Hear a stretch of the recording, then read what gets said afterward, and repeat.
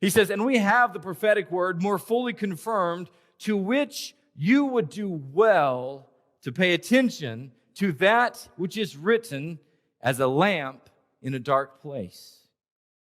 Church, I don't know if you know this, but you have in your possession the very words and the thoughts of the Creator God.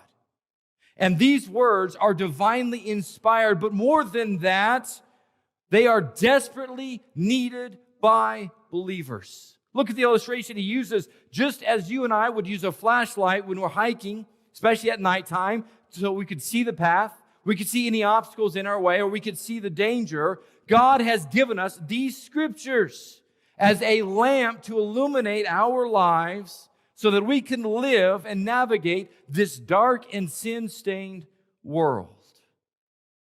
And boy, do we need that reminder today. You see, the Spirit tells us that we need His Word to be able to see. We need His Word to illumine the path so that we can live a life that pleases God. But we act like the Scriptures are not really that important.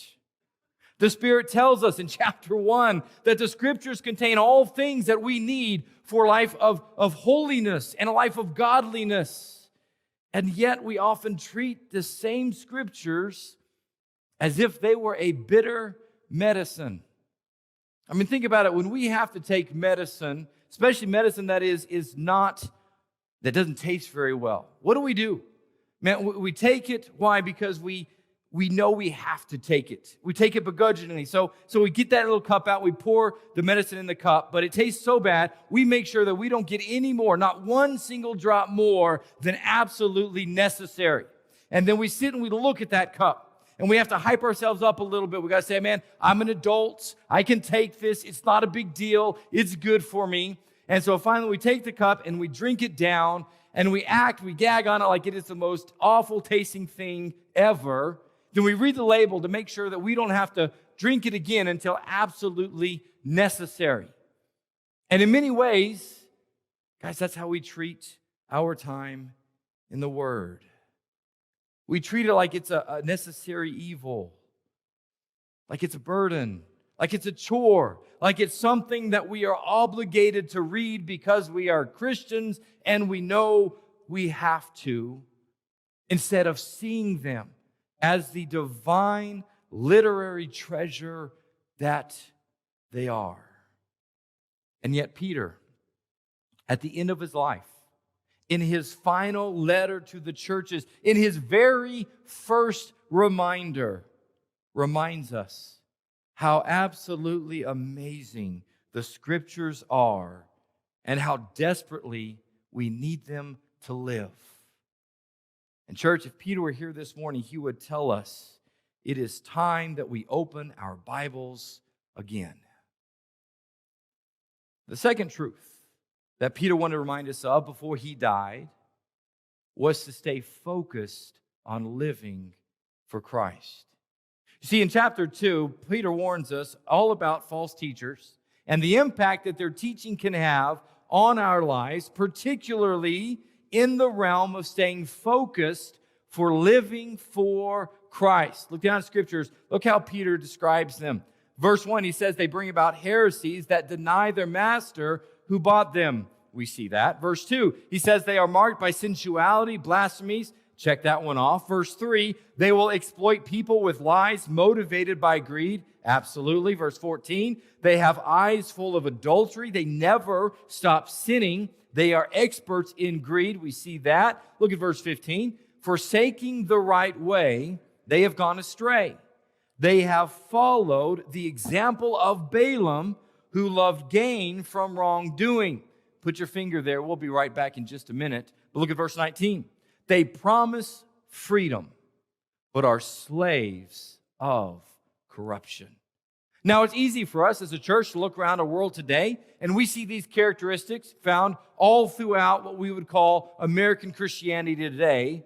But what we need to do is see how strongly we ourselves are being impacted by their teaching. In order to do that, let's look back at the illustration that Peter used of Balaam back in verse 15.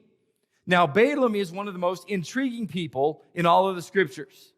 You'll find his story beginning in Numbers chapter 22 all the way through Numbers 34, but he is referenced multiple times in the New Testament. See, Balaam was a man who knew God. Balaam was a man who had a relationship with God, and Balaam was a man through whom God would speak, whether there would be blessings or curses. And Balak, who was the king of Midian, brings Balaam down because Balak wants Balaam to curse Israel for him. And so for 3 different times, Balak tries to get Balaam to curse Israel so that Midian can conquer Israel, at least not be conquered by Israel. But every time they try, instead of a curse, God puts a blessing in Balaam's mouth. So after 3 tries, Balak is furious. He's angry, and he tells Balaam, he says, man, I would have given you houses of gold. I would have given you houses of silver. I would have given you wealth beyond comprehension if you would have just cursed Israel for me. But your God has kept you from these things. And after that, the scriptures tell us that Balak and Balaam parted ways, but that is not the end of the story. You see, Numbers chapter 31 tells us that Balaam wanted that silver so bad. Balaam wanted that gold so bad. Balaam wanted that wealth so bad that even though he couldn't curse Israel through God's power, he goes to Balak and he counsels Balak on how he can get Israel to sin against God and therefore incur God's wrath upon them. Well, Balak does that. Israel falls into sin, and as a result, 24,000 Israelites die. So what can we learn from the illustration of Balaam that Peter pointed out? It's very simple. It shows us that although someone can know God, although someone can have a relationship with God, Balaam was a man who willingly exchanged his position with God to pursue the wealth and the pleasure of this world. Now, the example of Balaam is present in our day, not just in our churches, but perhaps, if we're honest today, maybe in our own lives as well. You see, this kind of teaching creates believers that are successful at everything except for living for Christ. You see, we are creating Christians who are great athletes. We are creating Christians who are great scholars, and yet they are undisciplined and they are illiterate in the Word of God. This teaching creates believers who care deeply about everything in the world except for living for Christ. Have you noticed how many social justice warriors we have in the church, and yet how few scriptural warriors we have that are willing to stand for the holiness of God and the authority of His Word?